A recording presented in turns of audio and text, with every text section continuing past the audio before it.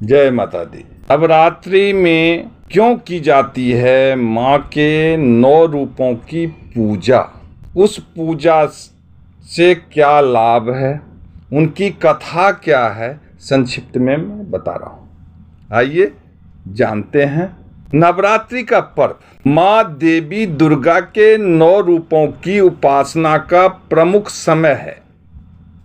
यह 9 दिन का पर्व माँ दुर्गा के विभिन्न स्वरूपों की पूजा अर्चना और आराधना के लिए मनाया जाता है। हर दिन माता के एक रूप की पूजा होती है, जिनका अपना अलग अलग महत्व, कथा और पूजन विधि है।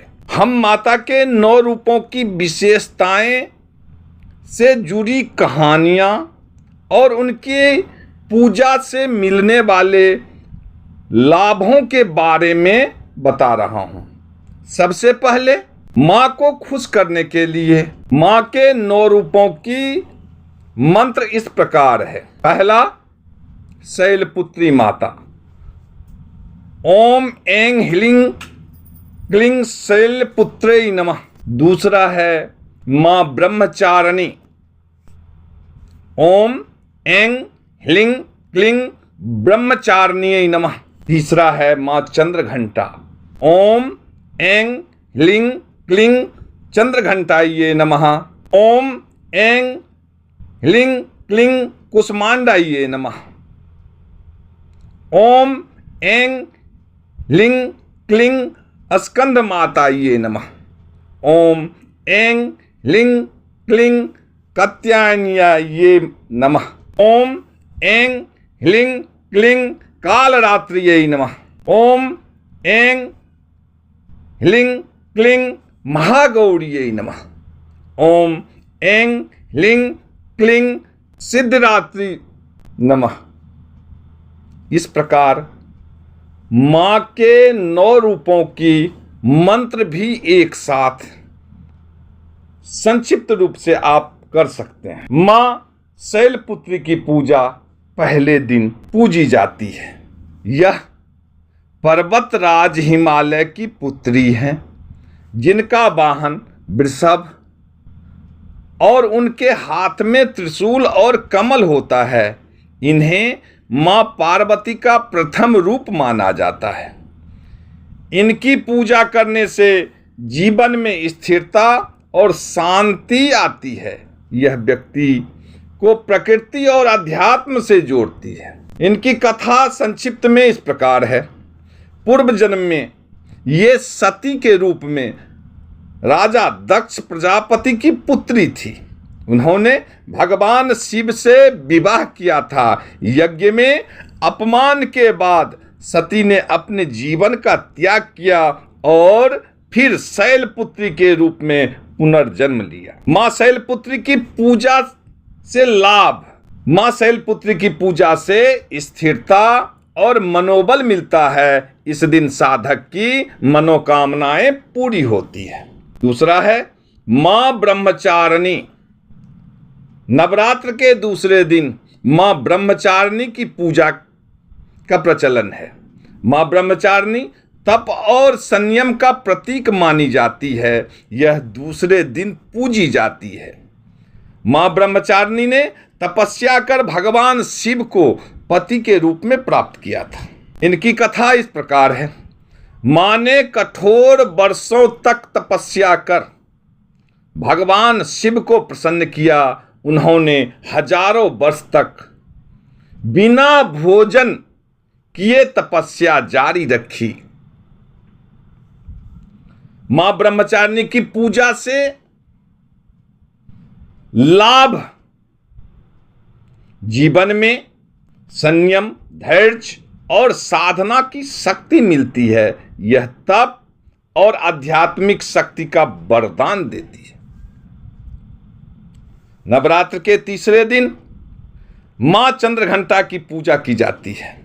माँ चंद्रघंटा, इनके माथा पर अर्धचंद्र की आकृति होती है और यह अपने भक्तों को अद्भुत शांति और साहस प्रदान करती है।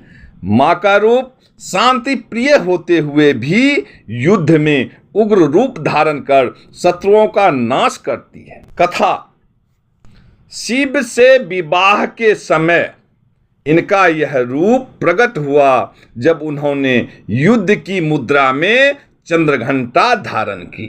मां चंद्रघंटा की पूजा से मानसिक और भावात्मक शांति मिलती है। इसकी आराधना से डर, तनाव और नकारात्मक ऊर्जा का नाश होता है। नवरात्र के चौथे दिन मां कुष्मांडा की पूजा की परंपरा है। मां कुष्मांडा को सृष्टि की उत्पत्ति करने वाली देवी माना जाता है। यह ब्रह्मांड की रचना करने वाली शक्ति है और नवरात्रि के चौथे दिन पूजी जाती है। तथा जब सृष्टि का अस्तित्व नहीं था तब मां कुष्मांडा ने अपनी मंद मुस्कान से ब्रह्मांड की रचना की थी। इस कारण इन्हें आदि शक्ति कहा जाता है।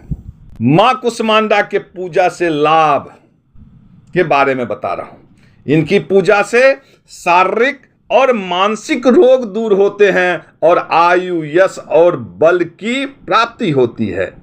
भक्तों को सुख और समृद्धि मिलती है। नवरात्रि के 5वें दिन मां स्कंद माता की पूजा की जाती है। यह भगवान कार्तिकेय स्कंद की माता है और अपने भक्तों को प्रेम और वात्सल्य प्रदान करती है। तथा मां देवी ने देवासुर संग्राम में अपने पुत्र स्कंद कार्तिकेय को युद्ध में भेजा और असुरों का संहार किया। मां स्कंद माता की आराधना से भक्तों को मोक्ष की प्राप्ति होती है। यह प्रेम, वात्सल्य और सुख का आशीर्वाद देती है। नवरात्र के 6ठा दिन मां कात्यायनी देवी का रूप उग्र और शक्तिशाली होती है। यह नवरात्रि के 6ठे दिन पूजी जाती है। यह युद्ध की देवी मानी जाती है जो अपने भक्तों की रक्षा करती है। इनकी संक्षिप्त कथा इस प्रकार है।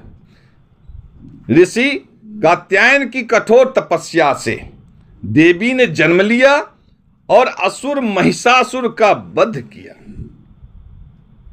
मां कात्यायनी की पूजा से शत्रुओं का नाश होता है और भक्त को विजय और साहस की प्राप्ति होती है। विशेषकर दुश्मनों पर विजय के लिए इनकी आराधना की जाती है।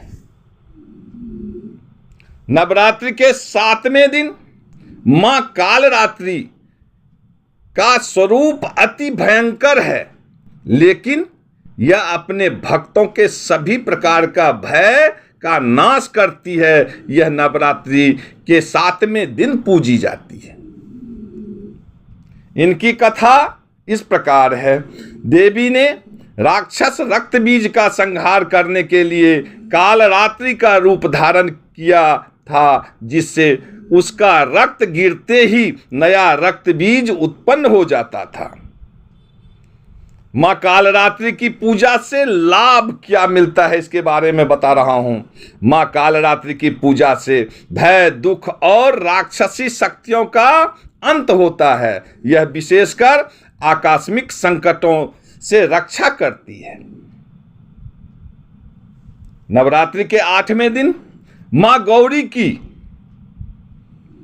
पूजा की जाती है। मां गौरी का रूप अत्यंत कोमल और श्वेत वर्ण का होता है।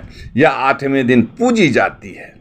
मां महागौरी जीवन की सारी बाधाओं और दुखों को दूर करती है और मनोकामनाओं की पूर्ति करती है। कथा, मां महागौरी ने कठोर तपस्या से भगवान शिव को प्रसन्न किया और गौरी रूप धारण किया। लाभ, माँ गौरी की पूजा से गृहस्थ जीवन सुखमय होता है और भक्त के पापों का नाश होता है। यह शांति और समृद्धि का आशीर्वाद देती है। नवरात्रि के 9वें दिन माँ सिद्धरात्रि पूजी जाती है। यह सिद्धियों को प्रदान करने वाली देवी हैं और सभी प्रकार की सिद्धियों की प्राप्ति के लिए इनकी पूजा की जाती है। इनकी कथा इस प्रकार है। मां देवी ने भगवान शिव को सिद्धियां प्रदान की और इसी कारण शिव अर्धनारीश्वर रूप में प्रकट हुए। मां सिद्धरात्रि की पूजा से लाभ। मां सिद्धरात्रि की आराधना से भक्त को सभी सिद्धियां की प्राप्ति होती है। यह आध्यात्मिक उन्नति के लिए सबसे महत्वपूर्ण माना जाता है।